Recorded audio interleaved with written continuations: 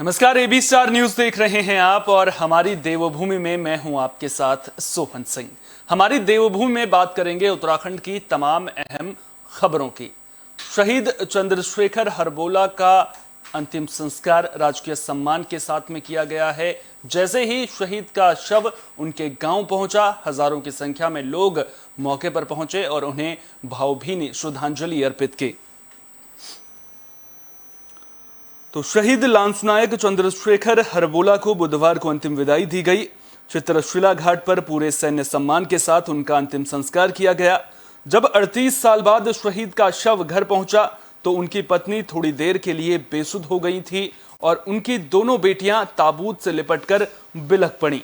बता दें कि जब शांति देवी के पति शहीद हुए थे तब उनकी उम्र सिर्फ 28 साल थी। इस वीर सपूत को श्रद्धांजलि देने मुख्यमंत्री पुष्कर सिंह धामी, मंत्री रेखा आर्य, गणेश जोशी, नेता प्रतिपक्ष यशपाल आर्य उनके घर पहुंचे थे। अल्मोड़ा जिले के द्वाराहाट के हाथीगुर बीता के रहने वाले चंद्रशेखर हरबोला 19 कुमाऊं रेजिमेंट में लांसनायक थे। मई 1984 में सियाचिन में पेट्रोलिंग के दौरान 20 सैनिकों की टुकड़ी के साथ वे भी ग्लेशियर की चपेट में आ गए थे। कुछ समय बाद सभी को शहीद घोषित कर दिया गया था। बुधवार की सुबह उनका पार्थिव शरीर आर्मी कैंट लाया गया। दोपहर 12:11 पर आर्मी वाहन से देशभक्ति गीत और नारों के साथ शहीद के पार्थिव शरीर को घर के लिए रवाना किया गया। 35 मिनट बाद सेना के बैंड की धुन के साथ उनकी पार्थिव देह सम्मान पूर्वक डहरिया स्थित सरस्वती विहार में उनके घर ले जाई गई। इस बीच मुख्यमंत्री पुष्कर सिंह धामी श्रद्धांजलि देने शहीद के घर पहुंचे। उन्होंने परिजनों को ढाढ़स बंधाया। करीब 10 मिनट पार्थिव शरीर को घर में रखा गया। उसके बाद घर से करीब 50 मीटर दूर मैदान में तैयार किए गए श्रद्धांजलि स्थल पर ले जाया गया।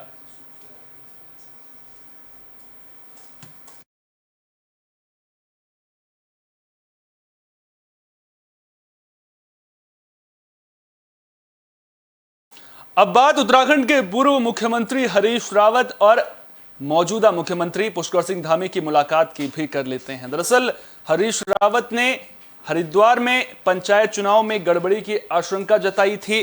उन्होंने कहा था कि वे इस मामले को लेकर सीएम आवास के बाहर उपवास करेंगे। उन्होंने सरकार को अल्टीमेटम भी दिया था, लेकिन उपवास से पहले सीएम पुष्कर सिंह धामी ने हरीश रावत को अपने आवास पर बुलाया और उनके उपवास न करने की उनसे अपील की।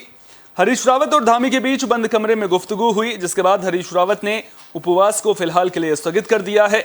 सीएम आवास में बातचीत के बाद बाहर निकलने पर हरीश रावत ने कहा कि उनकी सीएम धामी से हरिद्वार पंचायत चुनाव को लेकर विस्तृत चर्चा हुई है। इस दौरान इस बात पर भी जोर दिया गया है कि तय समय पर पंचायत चुनाव करा लिए जाएं और किसी भी तरह के धनबल का प्रयोग न किया जाए।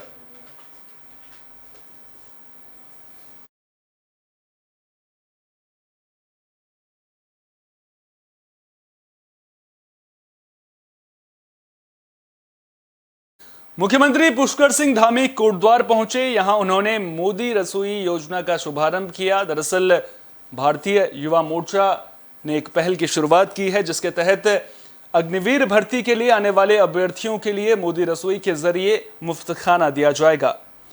तो कोटद्वार में मुख्यमंत्री पुष्कर सिंह धामी पहुंचे थे। उनका हेलीकॉप्टर ग्रासटनगंज स्थित हेलीपैड पर उतरा। कोटद्वार पहुंचे सीएम धामी ने भारतीय युवा मोर्चा द्वारा चलाई जाने वाली मोदी रसोई का उद्घाटन किया।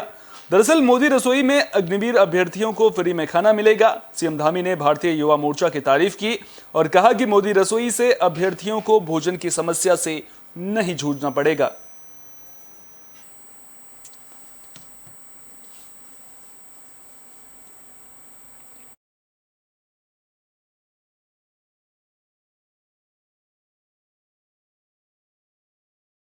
अब बात उत्तरकाशी में आयोजित बटर फेस्टिवल की भी कर लेते हैं। दरअसल कोविड की वजह से 2 साल से भव्य स्तर पर इस फेस्टिवल का आयोजन नहीं किया जा सका था, लेकिन अब जब 2 साल बाद भव्य तरीके से आयोजन किया गया तो इस दौरान बड़ी संख्या में लोग यहां पर पहुंचे थे।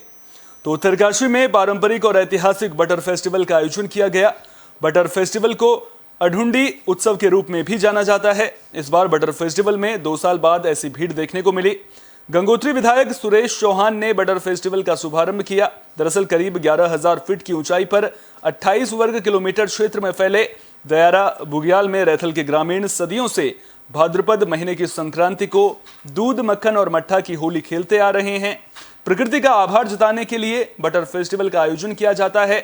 दुनिया के इस अनोखे उत्सव को रैथल गांव की दयारा पर्यटन उत्सव समिति और ग्राम पंचायत बीते कई सालों से आयोजित कर रही हैं। इसका हिस्सा देश विदेश के पर्यटक भी बनते हैं।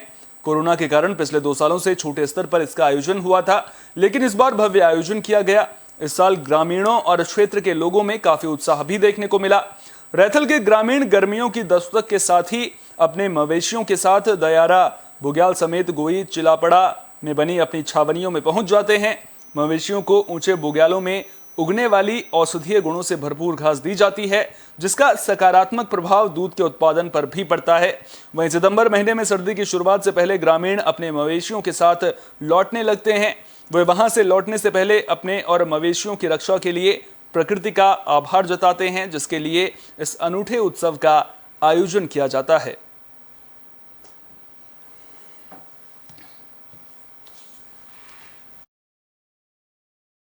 इस पर्व के अलावा भी जो अनूड़ी पर्व है बटर फेस्टिवल, इसके अलावा भी अन्य बार मुझे यहाँ आने का मौका मिला है।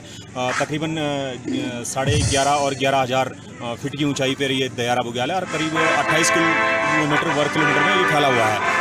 इसकी खूबसूरती ये है कि यहाँ जहाँ पे आप जाओगे, आपको जाओगे कि जैसे इस बुग्याल यहाँ तक, इस चोटी तक जाओगे, आपको ऐसे ही फिर से इसी तरह के बुग्याल जो हैं फिर आपको आगे आगे आगे दिखते रहते हैं। आगे बकरा टॉप है, उधर गिडारा बुग्याल है। इसी तरह की अलग अलग छानियाँ हैं। नीचे गुज्जरों की छानियाँ मिलती हैं, स्थानीय ग्रामीण छानियाँ मिलती हैं और बेहद खूबसूरत। और जो ये वाला जो पर्व है, इसमें मट्ठा और जो मक्खन की होली खेलते हैं, स्थानीय लोगों का ये पारंपरिक रूप से मनाते आ रहे हैं। इस पर्व के अलावा मसूरी से करीब 15 किलोमीटर की दूरी पर उत्तराखंड में भगवान बलराम का एकमात्र मंदिर स्थित है।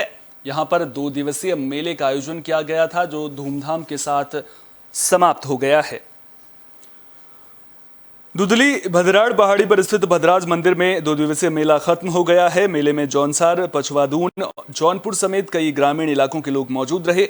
हजारों श्रद्धालुओं ने भगवान बलभद्र का दुग्धाभिषेक कर दूध, मक्खन और घी से पूजा अर्चना की और परिवार की खुशहाली, सुरक्षा और फसलों की रक्षा के लिए मन्नत मांगी।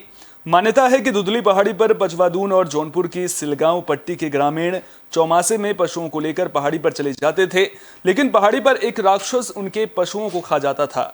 मवेशी पालकों को भी परेशान करता था, जिस पर ग्रामीण भगवान बलराम के पास मदद के लिए पहुंचे।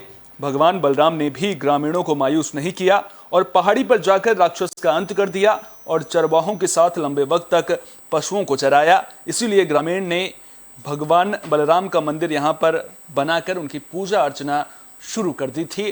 तभी से ये प्रचलन चला आ रहा है।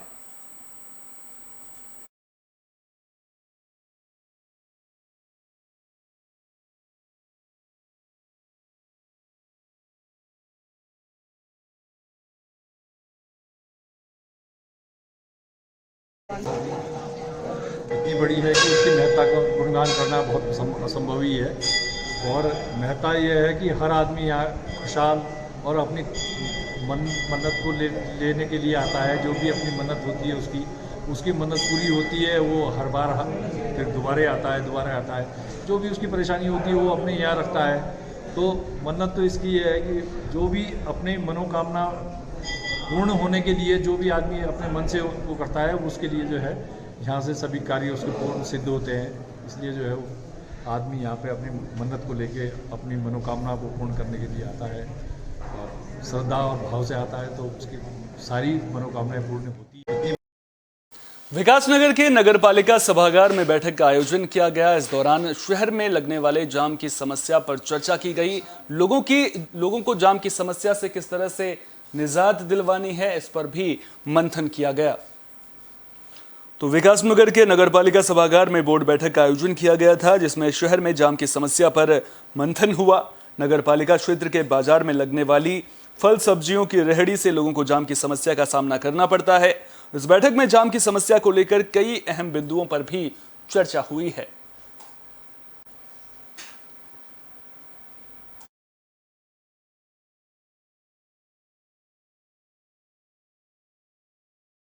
नगर पालिका के सभागार में ये टाउन वेंडिंग कमेटी हमारी एक है, उसकी बैठक की गई।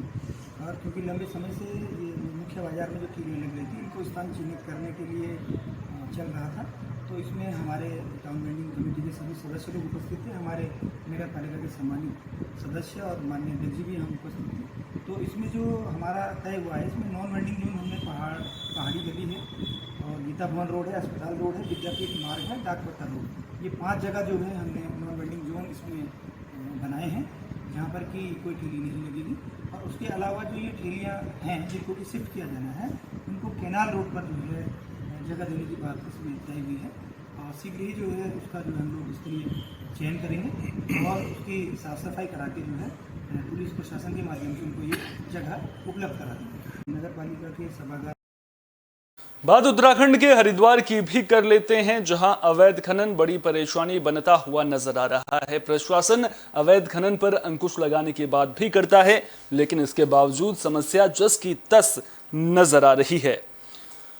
बहादुराबाद क्षेत्र में ग्राम बडेडी राजपुताना की रतमऊ नदी में दर्जनों ट्रैक्टरों से रात के अंधेरे में अवैध खनन किया जा रहा है, जिसको लेकर कार्यवाहक तंत्र बेखबर बना हुआ है। बता दें कि रात के अंधेरे में खनन माफिया बडेडी क्षेत्र की रतमऊ में अवैध खनन के कारनामों में सक्रिय हो जाते हैं और रात भर अंधेरे का फायदा उठाकर अवैध खनन के काम को बेखौफ होकर अंजाम देते हैं। सिर्फ यही नहीं, खनन माफिया का बोलबाला इतना है कि शायद कार्यवाहक तंत्र भी इनके सामने नतमस्तक हो गया है। वैजनाथ शुक्ला एसडीएम रुड़की ने कहा कि अवैध खनन को लेकर समय समय पर स्थानीय पुलिस प्रशासन को भी दिशा निर्देश जारी किए जाते हैं, जिसके चलते अवैध खनन पर रोक लगाई जा सके।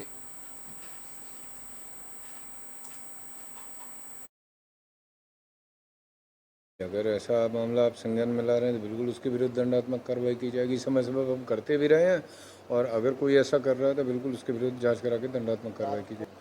इस संबंध में समय समय पर पुलिस को भी निर्देशित किया गया है और मेरे संज्ञान में ऐसा मामला नहीं है कि रात भर चल रहे हैं। अगर ऐसा है तो उसके पुलिस के साथ संयुक्त रूप से कार्रवाई करके और दंडात्मक कार्रवाई की जाएगी। किसी भी प्रकार से इस तरह के खनन को अनुमति नहीं दी जा सकती, ना इनको बख्शा जाएगा। देखिए, अगर कोई स्पेसिफिक शिकायत है आप ज़रूर बताइए। मैं दावे से कह सकता हूं कि माइनिंग पर 100% कंट्रोल हम लोगों ने कर रखा है। अगर कोई ऐसी शिकायत है मुझे जरूर अवगत कराइए। मेरा दूरभाष नंबर सभी के पास है, आप मुझे सूचित करिए, तत्काल कार्रवाई की जाएगी। अगर ऐसा हरिद्वार में ब्रह्महरि महाराज के निर्वाण दिवस के मौके पर संत सम्मेलन का आयोजन किया गया था, जिसमें 13 अखाड़ों के संत पहुंचे थे। तो ब्रह्मलीन महामंडलेश्वर स्वामी ब्रह्महरि महाराज का 25वां रजत निर्वाण महोत्सव के मौके पर विराट संत सम्मेलन का आयोजन किया गया। कनखल में श्री महर्षि ब्रह्महरि उदासीन आश्रम में संत महापुरुषों के सानिध्य में निर्वाण महोत्सव मनाया गया, जिसमें सभी 13 अखाड़ों के प्रमुख संत महापुरुष उपस्थित हुए।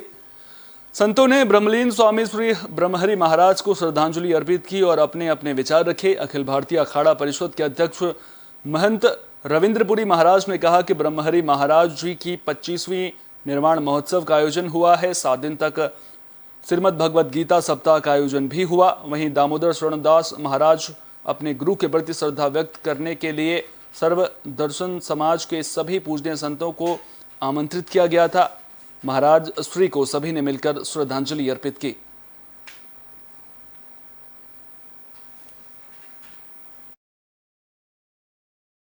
ब्रह्महरि जी महाराज की 25वीं निर्वाण महोत्सव का आयोजन हुआ और श्रीमद् भागवत कथा 7 दिन तक दामोदर शरण जी महाराज ने अपने आश्रम में करवाई और आज वो अपने गुरु के प्रति श्रद्धा व्यक्त करने के लिए सरदर्शन समाज के सभी पूजनीय संतों को उन्होंने आमंत्रित किया। भारत के विभिन्न भागों से उनके आए हुए सभी भक्तगण और महाराज श्री जी को सभी महापुरुषों ने मिलकर के श्रद्धांजलि दी कि भगवान शिव उन्हें अपने चरणों में निवास दे और उनकी जो दिव्य आत्मा का प्रकाश है वो दामोदर शरण जी के रूप में समाज सेवा का जो निरंतर वो कार्य करते रहें। उनको खूब खूब शुभकामनाएं दी। मैं आपके इस चैनल के माध्यम से पुनः एक बार दामोदर शरण जी को बहुत बहुत शुभकामनाएं देता हूँ। ब्रह्महरि जी उधम सिंह नगर के रुद्रपुर से हैरान करने वाली खबर सामने आ रही है। दरअसल एक पिता को अपनी नाबालिग बेटी से छेड़छाड़ का विरोध करना महंगा पड़ गया। मंचलों ने शख्स की पिटाई कर दी। अब आप खुद ब खुद अंदाजा लगाइए कि मंचले किस तरह से बेखौफ नजर आ रहे हैं। एक पिता अगर अपनी बेटी से छेड़छाड़ का विरोध कर रहा है तो ऐसा करने पर उस पिता की पिटाई कर दी जा रही है। तो मंचले युवकों ने मौका पाकर नाबालिग के पिता को पीट कर घायल कर दिया। घायल का जिला अस्पताल में इलाज चल रहा है। पीड़ित ने पुलिस को तहरीर सौंपकर आरोपियों के खिलाफ कार्रवाई की मांग की है। पुलिस को सौंपी तहरीर में रुद्रपुर निवासी एक व्यक्ति ने बताया कि उसकी नाबालिग बेटी ने बताया कि 2 युवक ट्यूशन जाते वक्त उससे छेड़खानी करते हैं, जिसके बाद पिता ने दोनों युवकों को समझाया। 15 अगस्त की रात में दोनों युवक उसके घर के पास आए और उसकी बेटी को इशारा कर बुलाने लगे। जब बेटी द्वारा पिता को इस बारे में बताया गया तो वे डंडा लेकर युवकों को खदेड़ने के लिए दौड़ पड़े। जाते वक्त आरोपियों ने उन्हें देख लेने की धमकी दी। 16 अगस्त की रात में जब वो बाजार से घर जा रहे थे तभी पहले से घात लगाकर बैठे युवकों ने पिता के सर पर लोहे की रॉड से हमला कर दिया, जिससे वो बाइक से नीचे गिर गए। इस दौरान युवकों ने उसके साथ जमकर पिटाई की। शोर शराबा होने पर आरोपी मौके से भाग गए। मौके पर पहुंचे लोगों ने घायल को जिला अस्पताल पहुंचाया। पुलिस पूरे मामले की जांच कर रही है।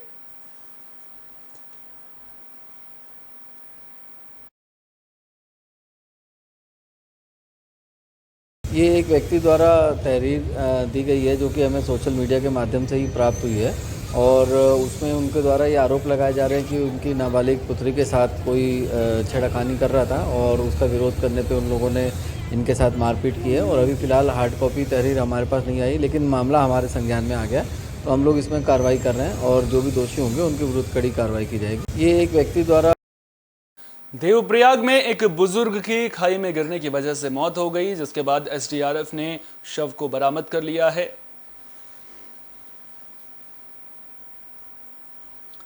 पुलिस ने शव को पोस्टमार्टम के लिए भेज दिया है। ऋषिकेश बद्रीनाथ हाईवे पर बचेली खाल के पास खाई में गिरकर एक 65 साल के बुजुर्ग की दर्दनाक मौत हो गई। पुलिस ने एसडीआरएफ की मदद से शव को खाई से बाहर निकाला। फिलहाल शव को पोस्टमार्टम के लिए भेज दिया गया है। देवप्रयाग थाना पुलिस से मिली जानकारी के मुताबिक अकोला महाराष्ट्र के रहने वाले बुजुर्ग कुमुद अपने पति रामशंकर राव के साथ तीर्थ यात्रा पर आई थीं। बद्रीनाथ के दर्शन करने के बाद दोनों पति पत्नी बस में सवार होकर हरिद्वार के लिए निकले। देवप्रयाग थाना क्षेत्र अंतर्गत अचानक बस में बुजुर्ग की तबीयत खराब हो गई। ड्राइवर से बस रुकवाकर बुजुर्ग उल्टी करने के लिए नीचे उतर गई। अचानक बुजुर्ग का बैलेंस बिगड़ा और वो देखते ही देखते खाई में जा गिरी। देवप्रयाग थाना प्रभारी निरीक्षक देवराज शर्मा ने बताया कि घटना की जानकारी परिजनों को दे दी गई है। मृतक के पति का भी रो कर बुरा हाल है। पुलिस ने शव को कब्जे में लेकर पोस्टमार्टम के लिए भेज दिया है।